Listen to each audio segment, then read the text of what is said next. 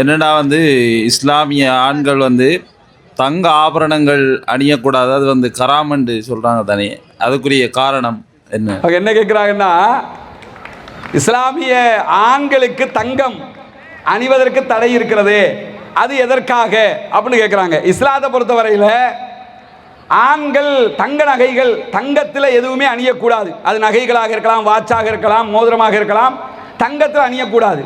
வெள்ளி, பிளாட்டினம், தங்கத்தை விட விலை அதிகமிக்க பொருட்களாக இருந்தாலும் அதையெல்லாம் அணியலாம், தங்கத்தை அணியக்கூடாது. பெண்கள் தங்கம் தாராளமாக அணியலாம்.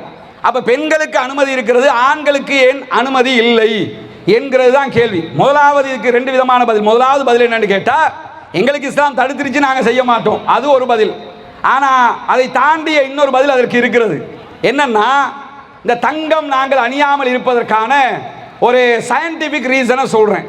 என்னன்னா, தங்கத்தை பொறுத்தவரையில் தங்கத்தினுடைய தன்மை எப்படி இருக்கும்னா, உடலை குளிர்மைப்படுத்தும். படிக்கிற மாணவர்கள் நீங்கள் இதை படிச்சும் இருப்பீங்க. தங்கம் என்ன பண்ணும்னு கேட்டால், உடம்ப கூலாகவே வச்சுக்கிறோம். மற்ற ஆபரணங்கள் அப்படி உடம்ப கூல் பண்ணாது.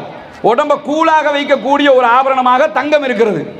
இஸ்லாம் ஆண்களுக்கு தங்கத்திற்கு அனுமதி இல்லை, பெண்களுக்கு அனுமதி என்று ஏன் ஆக்குதுன்னு கேட்டால், இந்த திருமணத்துக்கு பிறகுண்டான குடும்ப வாழ்க்கை இருக்குதா இல்லையா, செக்ஷுவல் லைஃப் இருக்குதா இல்லையா, பெண்களுடைய உடல் கட்டமைப்பு, உடல் படைகோலம் எப்படி இருக்கிறது, இருக்க வேண்டும் என்பது இறைவனுடைய நியதியாக இருக்குன்னா, பெண்களுடைய உடல் அமைப்பு எப்பொழுதுமே கூலாக இருக்கணும் என்கிறது தான் அவர்களுடைய படைகோலமாக இருக்கிறது. ஆண்களுடைய உடல் அமைப்பு சூடாக இருக்க வேண்டும் என்பதுதான் அவர்களுடைய படைகோலமாக இருக்கிறது. ஆண்களுக்கு தங்கம் அனுமதிக்கப்பட்டு தங்கத்தை ஆண்கள் அணிஞ்சாங்கன்னா அவங்களும் கூல் மெத்தேடுக்கு ஆயிடுவாங்க. குடும்ப வாழ்க்கையில் இப்படி இருக்க முடியாது, இருக்கக்கூடாது, குடும்ப வாழ்க்கைக்கு நல்லது அல்ல என்பது நான் சொல்லவில்லை, நவீன விஞ்ஞானத்தினுடைய தற்போதைய ஆராய்ச்சி முடிவுகளாக இருக்கிறது. நாங்கள் நபிகள் நாயகம் தடுத்து விட்டார்கள் என்பதால் செய்யாமல் இருக்கிறோம். ஆனால் அதை செய்யாமல் இருப்பதில் நாங்கள் காணுகிற ஒரு நன்மை நலவு என்னன்னு கேட்டால், இந்த தங்கத்தை அணியாமல் இருப்பதால் உடல் சூட்டு நிலையை தக்க வைக்க முடியும்.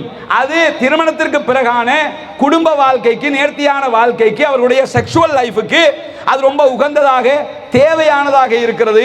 எனவேதான் இஸ்லாத்தில் தங்கங்களை ஆண்கள் அணியக்கூடாது, பெண்கள் தாராளமாக அணிந்து கொள்ளலாம் என்கிற அனுமதி வழங்கப்பட்டிருக்கிறது.